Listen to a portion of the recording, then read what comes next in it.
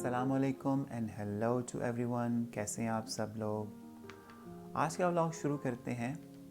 آج کے ولاگ میں میرے پاس ایک تحریر ہے، ایک نوٹ ہے جو کہ تقریباً 3 سال پہلے مجھے واٹس ایپ میں آیا تھا. بہت ہی اچھی تحریر کسی نے لکھی، میں نے سیو کر لی، سوچا کہ آپ کے ساتھ شیئر کروں. اس کا عنوان ہے آسانیاں بانٹنا.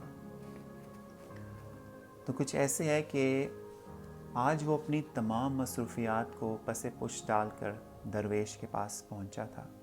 جب اس کی باری آئی تو اس نے دونوں ہاتھوں سے مصافحہ کیا، بلا تمہید درویش سے دعا کرنے کو کہا. درویش نے نوجوان کے کندھے پر ہاتھ رکھا اور بڑے جذب سے دعا کی، اللہ تجھے آسانیاں بانٹنے کی توفیق عطا فرمائے. دعا لینے والے نے حیرت سے کہا، حضرت الحمدللہ، ہم مال پاک کرنے کے لیے ہر سال وقت پر زکوٰۃ نکالتے ہیں، بلاؤں کو ٹالنے کے لیے حسب ضرورت صدقہ بھی دیتے ہیں، اس کے علاوہ ملازمین کی ضرورتوں کا خیال بھی رکھتے ہیں. ہمارے کام والی کا ایک بچہ ہے جس کی تعلیم کا خرچہ ہم نے اٹھا رکھا ہے. اللہ کی توفیق سے ہم تو کافی آسانیاں بانٹ چکے ہیں. درویش تھوڑا سا مسکرایا اور بڑے دھیمے اور میٹھے لہجے میں بولا، میرے بچے، سانس، پیسے، کھانا، یہ سب تو رزق کی مختلف قسمیں ہیں، اور یاد رکھو رازق اور الرزاق صرف اور صرف اللہ تعالیٰ کی ذات ہے. تم یا کوئی اور انسان یا کوئی اور مخلوق نہیں.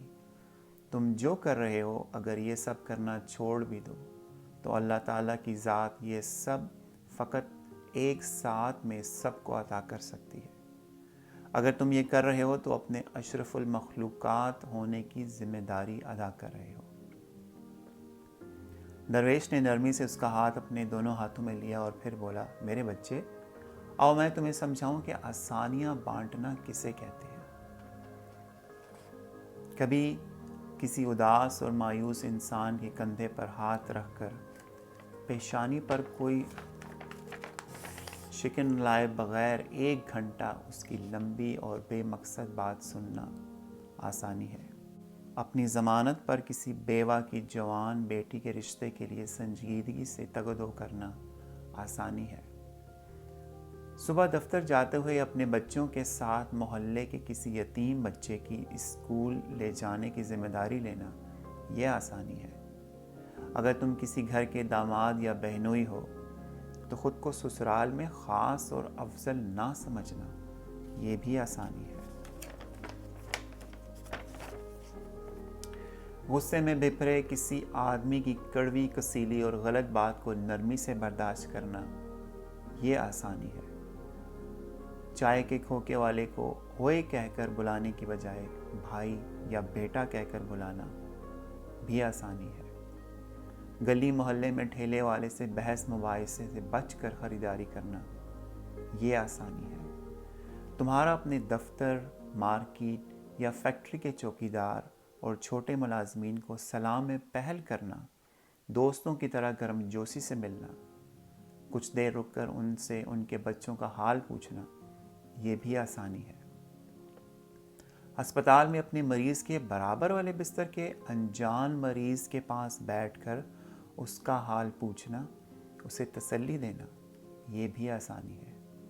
ٹریفک اشارے پر تمہاری گاڑی کے آگے کھڑے شخص کو ہارن نہ دینا جس کی موٹر سائیکل بند ہو گئی ہے، سمجھو تو یہ بھی آسانی ہے.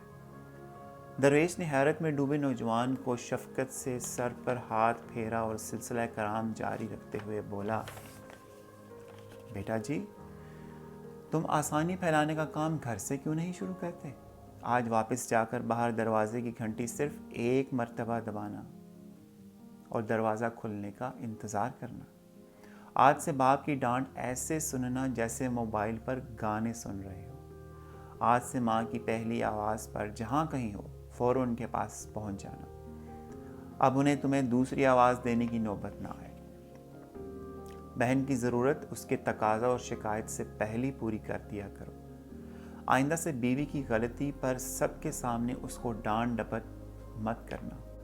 سالن اچھا نہ لگے تو دسترخوان پر حرف شکایت بلند نہ کرنا. کبھی کپڑے ٹھیک استری نہ ہوں تو خود استری درست کر لینا۔ میرے بیٹے، ایک بات یاد رکھنا، زندگی تمہاری محتاج نہیں، تم زندگی کے محتاج ہو۔ منزل کی فکر چھوڑو، اپنا اور دوسروں کا راستہ آسان بناؤ۔ انشاءاللہ تعالی منزل خود ہی مل جائے گی۔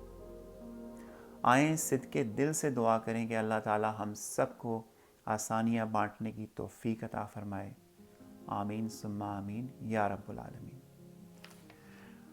تو یہ آج کا ولاگ تھا، ایک بڑی اچھی تحریر کے بارے میں۔ اس تحریر پہ تھوڑا سوچیں اور غور کریں۔ اللہ تعالی ہم سب کو آسانیاں بانٹنے کی توفیق عطا فرمائے۔ اگلے ولاگ تک کے لیے اجازت۔ Thank you very much. اپنا خیال رکھیے گا۔ اللہ حافظ۔